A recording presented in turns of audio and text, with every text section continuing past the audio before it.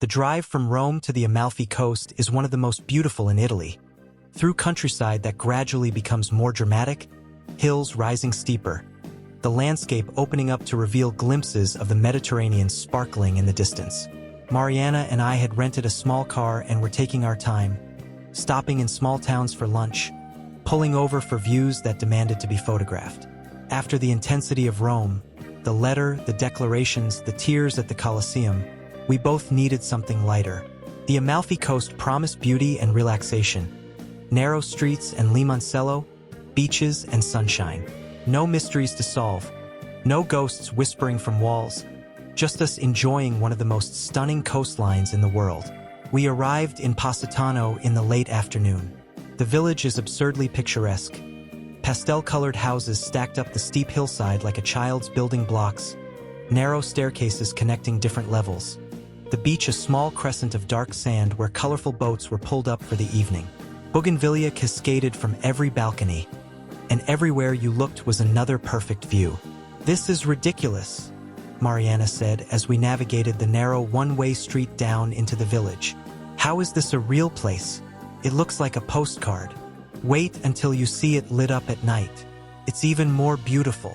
We found our hotel, a small family place with a terrace overlooking the sea, and spent an hour just standing on that terrace, watching the sun turn the water gold and the village lights start to twinkle on as evening fell. "I could stay here forever," Mariana said, leaning against me. "We have 4 days. Let's make them count." That evening, we walked down to the beach, navigating the maze of stairs and alleys that connected different parts of the village.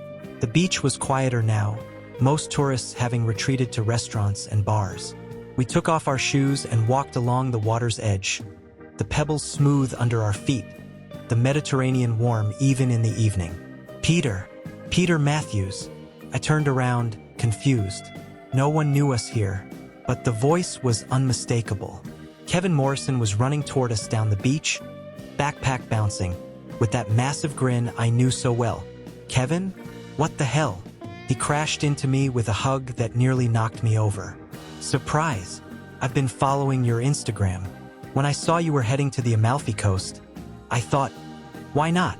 I was in Greece getting bored anyway." I was stunned. "You came from Greece? Ferry to Bari, bus down the coast. Got here this afternoon and just found you guys by luck, wandering around." I introduced him to Mariana, though they'd heard plenty about each other from my stories. "Finally," Kevin said, giving Mariana a hug too. "The woman who tamed Peter Matthews. I didn't think it was possible." Mariana laughed. "Tamed is a strong word. Are you staying in Positano?" I asked. "If you'll have me for a few days. I booked a hostel bed. But honestly, I just wanted to hang out with you guys. I've missed you, man. It's been what? Since Marseille. Mont Saint-Michel technically, but yeah, months. Too long. So catch me up. What have you been up to since Florence?" Over dinner at a small restaurant tucked into the hillside, Mariana and I filled Kevin in on everything: Rome, the letter, the declarations at the Colosseum. Kevin listened with genuine interest and occasional teasing. "So you're basically in a romance novel now," he said. "Love letters at the Trevi Fountain, declarations at the Colosseum. What's next? Proposing on a gondola?" "Shut up," I said, but I was smiling. "I'm happy for you guys, genuinely. It's nice to see Peter not being a complete emotional disaster for once." "I was never an emotional disaster." Both Mariana and Kevin looked at me skeptically. "Okay, maybe a little bit of an emotional disaster." Having Kevin there changed the energy in the best way. He and Mariana got along immediately, trading stories about their travels and discovering shared experiences. They'd both been to Thailand and had stayed in the same hostel in Bangkok, just months apart. They both loved street food and hated tourist traps. They both had terrible senses of direction but refused to use GPS on principle. The next morning, the three of us rented a car, a tiny Fiat that barely fit us and our bags, and decided to explore the coast. The road between Positano and Amalfi is legendary for a reason. It hugs the cliff edge, turning back on itself in hairpin curves, with stomach-dropping drops to the sea on one side and sheer rock on the other. Every turn revealed another stunning view: Villages perched impossibly on hillsides, turquoise water, lemon groves terraced into the slopes. "This is insane," Kevin said from the back seat where he'd been relegated. "How is this road even legal? The Italians have been driving it for centuries," I said, trying to sound more confident than I felt as I navigated another tight curve. "If they can do it, we can do it. They're Italians. They're born being able to drive like maniacs." We stopped in Amalfi itself for lunch. The town gave the coast its name, a former maritime republic that had been powerful centuries ago. The cathedral dominated the main square, its Arab-Norman architecture a reminder of the complex history of this region, where East and West had mixed and clashed. After lunch, we wandered through the narrow streets, looking in shops that sold limoncello and ceramics and all the things tourists buy. We were sitting at a cafe, drinking espresso and debating where to go next, when an elderly woman at the next table spoke to us in Italian. Mariana translated. "She's asking if we're exploring the coast. She says there are places most tourists never see." "Tell her yes, we love finding places off the beaten path," Kevin said. Mariana spoke to the woman in Italian for several minutes, and I watched as the woman's expression became animated, her hands moving expressively as she told some story. "What's she saying?" I asked. "She's telling us about a monastery, an abandoned monastery on a cliff top above the coast, between here and Ravello. She says there's a path to it, but it's difficult and most people don't know about it." "That sounds cool," Kevin said. "Why is it abandoned?" Mariana asked, and the woman's expression grew more serious as she answered. "She says there's a legend. 300 years ago, the monastery was home to 30 monks. One morning, all of them were gone, vanished. No bodies, no signs of struggle, no explanation. Just empty rooms and silence. The church investigated but never found answers. Eventually, they declared the place cursed and abandoned it." Kevin's eyes lit up. "Now we have to go. Peter, you're the mystery magnet, and I love a good abandoned building. What do you say?" I looked at Mariana. "What do you think?" "I'm in. I want to sketch an abandoned monastery." "That sounds incredible." The woman gave us directions, or rather, gave them to Mariana, who wrote them down in Italian. There was a small road that branched off the main coastal highway, marked only by a faded sign for a village that no longer existed. From there, a path led up the mountain to the monastery. "She says to be careful," Mariana translated. "The path is steep and not maintained, and she says the monastery has strange energy. She won't go there herself." "Perfect," Kevin said. "When has strange energy and not maintained ever stopped us?" We drove carefully along the coastal road until we found the turnoff the woman had described. The small road was barely wide enough for our car, winding up into the hills through olive groves and abandoned terraces. Eventually, it dead-ended at what looked like it had once been a parking area but was now mostly overgrown with weeds. The path continued on foot. It was steep as warned, climbing sharply up the mountainside. The views were spectacular. The coast spreading out below us, the sea impossibly blue, villages like white dots along the shore. But the path itself was challenging, sometimes barely visible, sometimes blocked by fallen rocks or overgrown vegetation. "This is a workout," Kevin panted after 20 minutes of climbing. "Beauty requires suffering," Mariana said, but she was breathing hard too. After about 40 minutes, the path leveled out and we saw it. The monastery, perched on a flat area near the cliff edge. It was partially ruined but still impressive, built from the same golden stone as everything else in this region. A small church with a bell tower, a cloister with a collapsed roof, several buildings that had probably been dormitories and workrooms. "This is incredible," I said, approaching slowly. "How has no one turned this into a tourist site?" "Too hard to access," Kevin suggested. "And maybe the curse thing keeps people away." The monastery had an eerie quality, as the woman had suggested. Not quite threatening, but definitely abandoned in a way that felt intentional rather than accidental. Like the monks had left and taken everything important with them, leaving only empty shells of buildings. We explored carefully, mindful of the fact that parts of the structure looked unstable. The church was the most intact building, The roof was still mostly there, and some faded frescoes were visible on the walls. The cloister had probably been beautiful once, with a garden in the center and covered walkways around it. But now the columns were cracked and the garden was wild growth. Mariana found a spot in the shade and pulled out her sketchbook while Kevin and I continued exploring. As someone who'd spent years as an information broker, I developed an eye for details that didn't fit, for things that seemed off or inconsistent. And something about this monastery was bothering me. "Kevin, come look at this." I called from what had been one of the dormitories. He joined me in the long room lined with small cells where monks would have slept. Each cell was tiny, barely room for a bed and a small table for prayer. "What am I looking at?" Kevin asked. "Look at the cells. They're too empty. I mean, I know the monastery was abandoned 300 years ago, but there should be something. Rotted furniture, debris, anything. It's like they were deliberately emptied." Kevin walked through the dormitory slowly, checking each cell. "You're right. It's too clean. Too empty. Like someone packed up before leaving.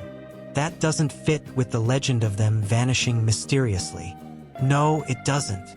We spent the next hour systematically exploring every building, looking for anything that might explain what had happened. Mariana joined us when she finished sketching, and her artists I spotted things we'd missed. Scratch marks on floors where furniture had been dragged. Faint marks on walls where things had hung, evidence of systematic removal of items. "They didn't vanish," Mariana said. "They left. Deliberately. But why make it look like a mysterious disappearance?" I wondered. Kevin was examining the church more closely. "Guys, come here. The altar." We joined him at the front of the small church. The altar was simple stone, with a cross carved into the front. Kevin was running his hands over the stone floor around it. "Feel this. There are grooves here, like something heavy was moved across the floor repeatedly. And look," he pointed to where the altar met the wall. "There's a gap, a small space between the altar and the wall that shouldn't be there." We tried pushing the altar. It didn't move. We tried pulling it. Nothing. "There has to be a mechanism," Kevin said. "These old buildings always have secret passages and hidden rooms." The monks were paranoid and had to protect themselves. Mariana was examining the carved cross on the altar's front. "Peter, help me. I think this rotates." Together, we gripped the carved cross and turned. With a grinding sound of stone on stone, it moved. And as it did, the altar itself shifted slightly backward. "Yes," Kevin said. "Keep going." We rotated the cross a full 90 degrees, and the altar slid backward several inches, revealing a dark opening beneath. Stairs descending into blackness. The three of us looked at each other. "Obviously, we're going down there," Kevin said. "Obviously," I agreed. "Let me get my phone flashlight," Mariana said. "And maybe we should tell someone where we're going?" "Who would we tell?" Kevin pointed out. "We're on an abandoned cliff top with no cell signal. If we die down there, they'll find us eventually." "That's not reassuring," Mariana said. "I've got a better flashlight in my backpack in the car," Kevin said. "Give me 10 minutes to run down and get it. If we're exploring secret tunnels, we should do it properly." While Kevin jogged back down the path, Mariana and I examined the opening more closely. The stairs were carved directly into the rock, steep and narrow, descending into darkness. There was a smell coming up, not unpleasant, just old. Stone and earth and time. "What do you think we'll find down there?" Mariana asked. "I don't know, but this changes everything about the legend. They didn't vanish mysteriously. They left through these tunnels. But where do they go? And why? That's what we're about to find out." Kevin returned with 2 powerful LED flashlights and his characteristic enthusiasm. "Let's do this. Peter, you first since you're the mystery expert. I'll go last with the second light. Mariana, you're in the middle." The descent was steep and the ceiling low. We had to duck in places. The stairs went down much further than I'd expected, carved into the living rock of the cliff. My light revealed tool marks on the walls, evidence of the enormous labor it must have taken to create this passage. After what felt like 5 minutes but was probably 2, the stairs ended in a tunnel, still carved from rock but wider now, tall enough to stand upright. The tunnel continued forward, disappearing into darkness beyond our lights. "Which way?" Mariana asked. "There's only one direction," I said. "Forward." We walked single file, our lights revealing more tunnel ahead. The floor was relatively smooth, and occasionally we'd pass symbols carved into the walls. Crosses, what looked like fish, an early Christian symbol. Dates that we couldn't quite make out. "This is incredible," Kevin said. "This took years to carve. Decades, probably. The monks must have been working on this for generations." "But why?" Mariana wondered. What were they hiding from? Or hiding? The tunnel branched several times, and we had to make choices about which way to go. Kevin pulled out chalk from his backpack. "Always come prepared for cave exploring," he explained, and marked our path so we could find our way back. In some sections, the tunnel widened into small chambers. In one, we found the remains of what might have been storage. Rotted wood that had been shelves or crates, pottery shards, the rusted remains of metal tools. "They used these tunnels," I said. "This wasn't just an escape route. They were actively using this space for something." In another chamber, we found something more significant, words carved into the wall. Latin by the look of it. "Can anyone read Latin?" Kevin asked. "A little," Mariana said. She studied the inscription by flashlight. "It's a prayer, but also, I think it's a dedication. For those seeking sanctuary in dark times or something like that." My Latin isn't great. "Sanctuary," I repeated. They were hiding people. The puzzle pieces were starting to fit together. The secret tunnels, the mysterious disappearance, the systematic emptying of the monastery. This wasn't a supernatural event. It was something very human. The main tunnel continued downward, and after what must have been 20 minutes of walking, we started to hear something. A distant, rhythmic sound. "Is that water?" Mariana asked. "The sea," I realized. "The tunnel is leading down to the sea." Another few minutes and we emerged into a larger cave, clearly natural rather than carved. The sound of water was loud here, and we could smell salt. Our lights revealed a chamber about the size of a basketball court, with one side opening to darkness that echoed with the sound of waves. We approached carefully and found ourselves looking out at the Mediterranean. We were in a sea cave, probably at or just above the waterline, hidden from any view from above or from the water except from directly in front. Boats could approach unseen, people could be smuggled in or out, all invisible to anyone watching from above. "This is how they did it," Kevin said. "This is how they moved people." The tunnels connected the monastery to this cave. They could bring people up, hide them in the monastery, move them through the tunnels. A whole underground railroad, but 300 years ago. But who were they hiding? Mariana asked. "And from what?" "That's what we need to find out," I said. We made our way back through the tunnels, following Kevin's chalk marks. The climb back up the stairs was harder than going down, and we were all exhausted by the time we emerged back in the church. The sun had moved significantly. We'd been underground for almost 2 hours. "We need to research this," I said.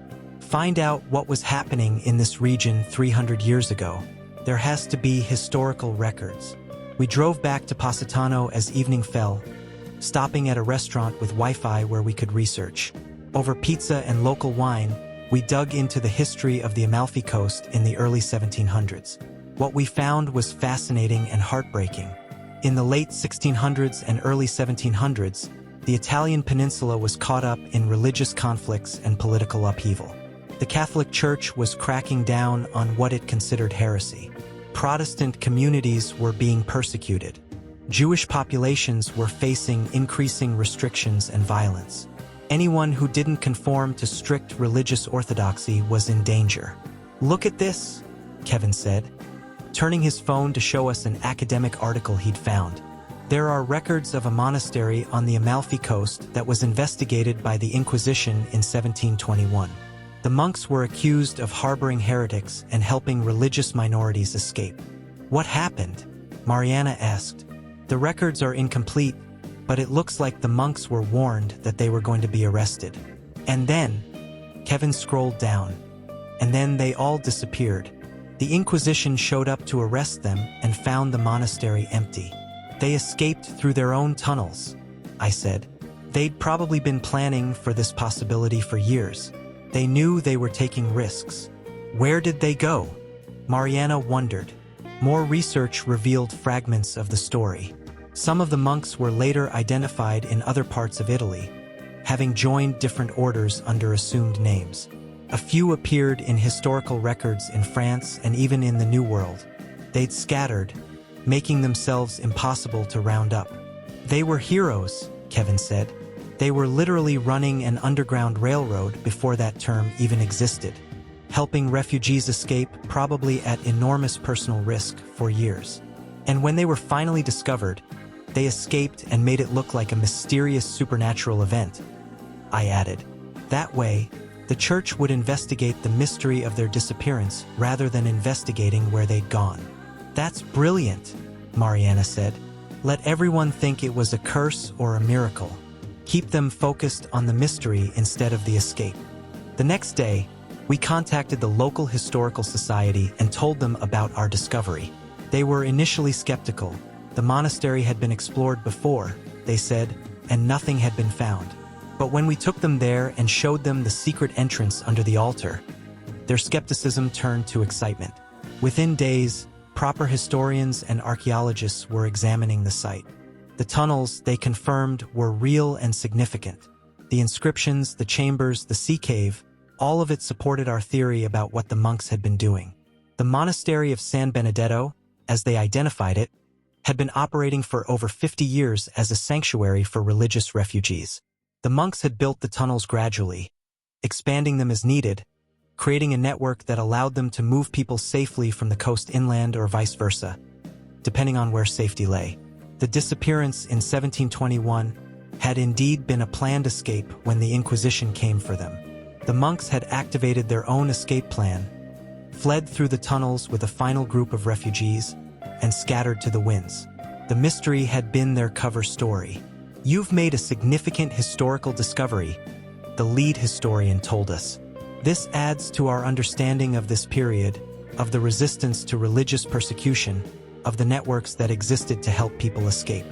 We're planning to preserve the site and potentially open it to careful tourism, with proper context about what happened here. On our last night in Positano, the three of us sat on the beach with wine and pizza, watching the lights come on across the village as dusk fell. That was a good adventure, Kevin said. Like old times, but better, with the addition of Mariana making us less stupid. You guys were never stupid, Mariana said.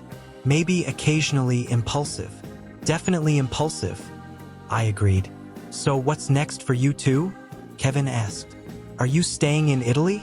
Heading somewhere else? Mariana and I looked at each other. We'd been avoiding talking about it, but the question was always there. I have about 2 weeks left on my visa, Mariana said quietly.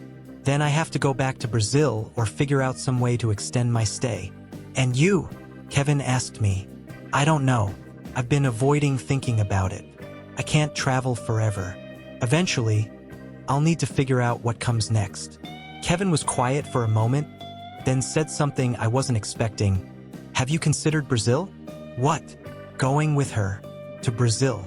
You left Chicago with no plan to return. You could go anywhere. Why not Sao Paulo? I hadn't seriously considered it. The idea seemed crazy. Moving to a country where I didn't speak the language, where I had no job prospects, where everything would be unfamiliar. But looking at Mariana, seeing the hope in her eyes, I realized it wasn't crazy at all. Or rather, it was exactly the right kind of crazy. Would you want that? I asked her. Me coming to Brazil with you? I've been too afraid to ask, she admitted. I didn't want to pressure you or make demands. But yes, I would want that. I would want that more than anything. Then let's do it. I'll come to Brazil. We'll figure out the visa situation for me, figure out what I can do for work, figure out life together there instead of here. She threw her arms around me, and Kevin raised his wine in a toast. To the next adventure, he said. To love and mystery and monks who saved refugees 300 years ago. To following your heart even when it doesn't make logical sense. To following your heart. Mariana and I echoed. The Amalfi Coast had given us beauty and mystery, and one more piece of the puzzle of who we were and what we wanted. The monks of San Benedetto had taught us that sometimes the bravest thing you can do is abandon everything you've built and start over somewhere new, trusting that you're doing the right thing even when you can't see the path ahead.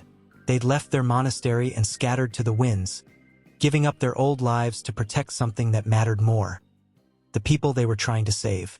I was about to do the same thing. Give up my old life, what was left of it anyway, and follow Mariana to Brazil, trusting that love and commitment would be enough to build something new. It was terrifying. It was uncertain, but it felt right. And as Kevin had taught me years ago, sometimes the best adventures are the ones you don't plan. Sometimes you just have to trust your instincts and see where they lead. The Amalfi Coast glittered in the darkness, eternal and beautiful, keeping its secrets and telling its stories to anyone willing to listen. And we'd listened. We'd found the truth about the vanishing monks, and in doing so, found clarity about our own path forward. Brazil awaited, and whatever came next, we'd face it together.